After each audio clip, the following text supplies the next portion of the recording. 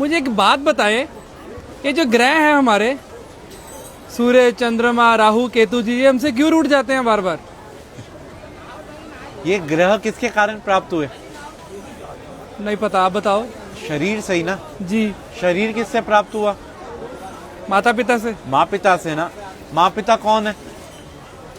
पिता सूर्य, माँ चंद्रमा। अच्छा। सारे ग्रहों की जो शक्ति है वो कहाँ से प्राप्त होती है? सूर्य से। जी। चंद्रमा से। जी। अब आप घर के ग्रहों को तो आप पूछ नहीं रहे और बाहर सोच रहे जा जाके सब ग्रह शांत हो जाएं, वहां पूजा करा लो, वहां पूजा करा लो, वहां पूजा करा लो। अरे कोई जरूरत नहीं किसी पूजा की। अगर आप अपने माँ पिता को प्रणाम करते हैं ना और उनकी सेवा करते हैं तो आपको किसी भी पूजा की जरूरत नहीं है। मतलब जो बाहर दान पुण्य करता है, किसी गरीब को, किसी नीडी को खिला रहा है, और घर में माता पिता को नहीं पूछ रहा, तो कोई फायदा नहीं दान पुण्य का भी। क्या फायदा ये तो बताओ। और मंदिर गुरुद्वारे जाने का भी कोई फायदा कोई नहीं। फायदा नहीं। भाई सबसे पहले भगवान कौन है? माता पिता। जिसने अपने माँ पिता की सेवा कर ली उसने सब कुछ जीत लिया। अगर वो अपने माँ पिता की सेवा नहीं कर सकते तो उनका कोई भी दान व्यर्थ है। आज जो गणेश जी अग्रसर हैं, सबसे पहले उन्हीं की पूजा होती है। क्यों? उन्हें ब्रह्मांड के 3 चक्कर की जगह माँ पिता की परिक्रमा कर ली थी। तो हम कैसे खुश कर सकते हैं अगर कोशिश करना चाहे कोई बच्चा? भाई अपने माँ पिता से पूछो उनको कहाँ जाने की इच्छा है। अगर आप कैपेबल हैं तो उनके साथ जाओ, उनको तीर्थ कराओ, उनको अच्छी अच्छी चीजें जो उनको पसंद है वो खिलाओ, उनको उनके पसंद की चीजें लाके दो। पिता तो फिर भी एक बार वो कह देगा बेटा ये नहीं, ये ला दे, ये नहीं। माँ को कुछ नहीं चाहिए, माँ को तो ये चाहिए उसका बेटा उसकी सुन ले। हाँ।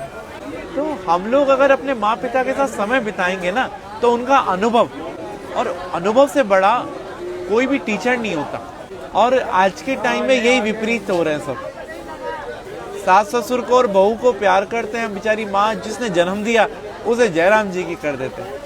जिसके कारण सास ससुर और बीवी मिली है, सब मिले, उसको हम भूल रहे हैं। उसको हम भूल रहे हैं। तो यही हमारे असली कर्म है, बस बाकी सब ढोंग है। हमारा तो कर्म ही सिर्फ अपने माँ पिता की सेवा है, अपने माँ पिता और गुरु। प्रातः काल उठकर रघुराई, माँ पितु गुरु चरण नवाई। भगवान राम भी सुबह उठते ही सबसे पहला काम यही करते थे। माँ पिता की ही सेवा हर एक मनुष्य ने करी और वो भगवान बना। अरे वाह। और फिर उसको कोई ना तो ग्रह तंग करेंगे और ना ही कोई पितृदोष होगा, और उसके पूर्वज भी खुश, सब कुछ खुश। तो राहु केतु फिर तभी आकर परेशान करते हैं। भाई राहु केतु कौन है? बुध, चंद्रमा, सूर्य, शुक्र कौन है? शनि कौन है?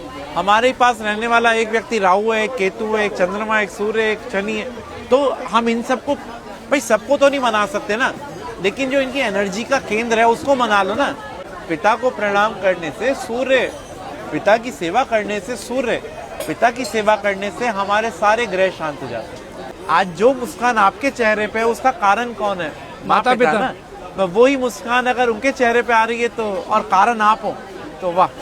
आपकी वाणी सौम्य होगी तो आपका बुध अच्छा है। आप अगर तेजवान है तो आपका सूर्य अच्छा है। आप अगर सौम्य है तो आपका चंद्रमा अच्छा है।